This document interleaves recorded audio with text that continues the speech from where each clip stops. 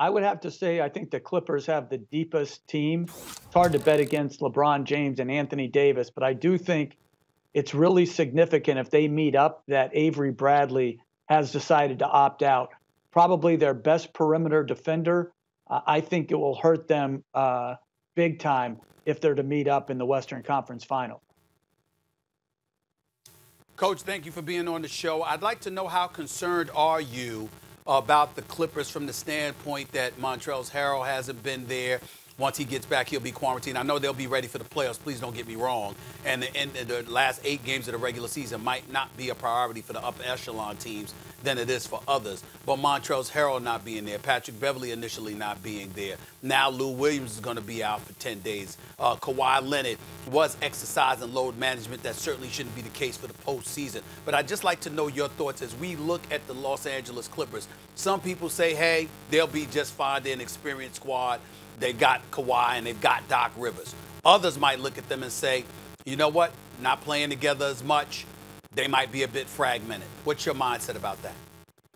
Well, I think the missed practice time, missed game time can certainly be a factor, because without home court advantage, as a second seed, if they stay there, whoever they play in the first round, it's going to be a hard series. You know, Luka Doncic and Porzingis and Rick Carlisle, that'll be a tough matchup. So I think a lot of this disjointment that a lot of teams have undergone, either due to injury, people leaving and coming back, but the significant amount of practice time missed, I think could be a factor. Now, I think they'll be able to overcome it because I think they're that deep and that talented.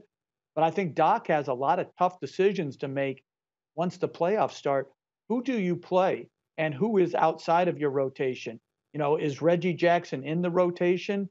Landry Shamet, is he in the rotation or is he out? I think these are difficult decisions, and you'd like to have both practice time and game time to answer those decisions. Coach, when you survey the landscape here, getting back to very soon postseason basketball, like you mentioned Porzingis, he was still ascending when he got hurt. And maybe with the rest, maybe he's still ascending. A guy like Bledsoe, if he can be clutch, you know, and create shots if they need someone to do that at the end of the game. There are other players like that. You look around the league and say, boy, that guy, Shake Milton, boy, the Sixers came up with a guy who can play point guard for them and move Simmons off ball, even in the absence of Jimmy Butler. Whose story are you looking at where you go, boy, that guy, even if everyone's not thinking about him right now, that guy can really be pivotal in these playoffs? Well, I like the Bledsoe one. I think Eric Bledsoe's had a tremendous year. Defensively, he's a beast. You know, so strong, so tough, athletic. But shot making, particularly late in games, of close games, people are gonna be open because people will be in Giannis's lap on his drives to the rim, and the ball's gonna kick to Bledsoe and to others, and they're going to have to come up and make. And so I think the Bledsoe one is really good, as Milwaukee's the heavy favorite in the East. I think he's had a tremendous year. Now, he's missed a lot of time here in the bubble. And how quickly can he get back into top shape, top game form?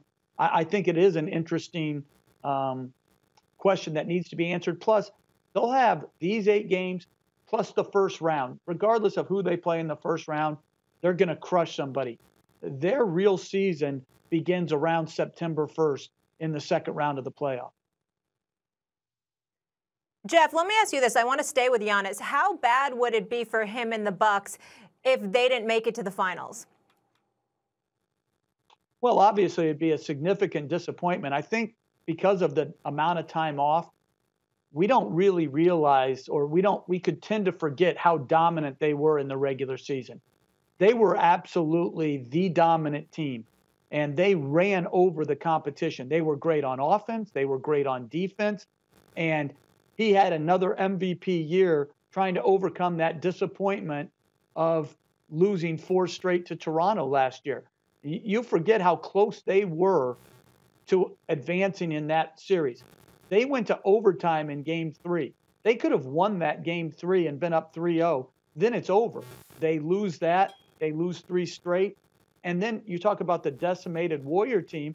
You would have had to think Milwaukee would have won a championship. So they were that close to winning the championship.